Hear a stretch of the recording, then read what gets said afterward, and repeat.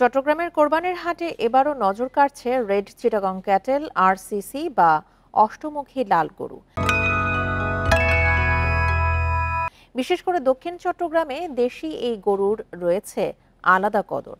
তবে বিদেশি ও শঙ্কর জাতের দাপটে আরসিসি গরুর পালন অনেকটাই কমেছে। জনপ্রিয় এই জাতটি সংরক্ষণে উদ্যোগ নেওয়া হয়েছে জানিয়েছে প্রাণী সম্পদ অধিদপ্তর। ওয়ালটন আবারও মিলিয়নিয়ার অফারে ওয়ালটন ফ্রিজ কিনে আপনিও হয়ে যেতে পারেন মিলিয়নিয়ার। খাটো পা, গায়ের রং লাল, ওজন 2.5 থেকে 3 মণ। স্থানীয়রা কেউ বলেন লাল গরু, আবার কেউ বলেন অষ্টমুখী। প্রচলিত নাম রেড চিটাগাং ক্যাটেল বা আরসিসি। সৌন্দর্য আর গড়নের কারণে কোরবানির বাজারে এই জাতের গরুর ভালো চাহিদা। এসব গরু বেশিরভাগই গৃহস্থ বাড়িতে প্রাকৃতিক পরিবেশে পালন হওয়ায় মোটা তাজাকরণের আলাদা ঔষধ ব্যবহারের ঝুঁকি নেই।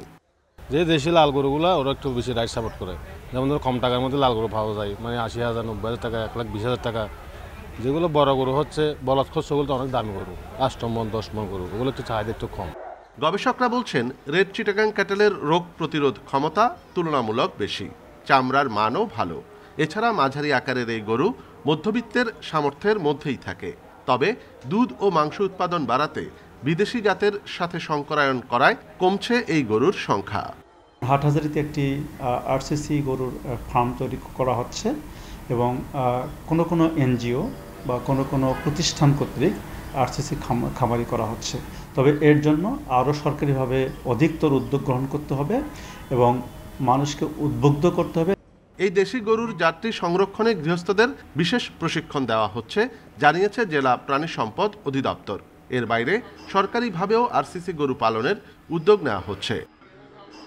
আমাদের চট্টগ্রামে যে হাটহাজারী ডেইরি খামার আছে, এটাকে আমরা স্পেশালি এই জন্য তৈরি করতেছি এবং আমরা ভবিষ্যতেও এই জাতটাকে আরও কীভাবে সুরক্ষা দেওয়া যায় সে বিষয়ে আমরা কাজ করতেছি। এবার চট্টগ্রামের কোরবানি বাজারে 20,000 রেড চিটাগং ক্যাটল জাতের গরু এসেছে বলে জানিয়েছেন কর্মকর্তারা। অনুপম শীল, ইন্ডিপেন্ডেন্ট নিউজ, চট্টগ্রাম।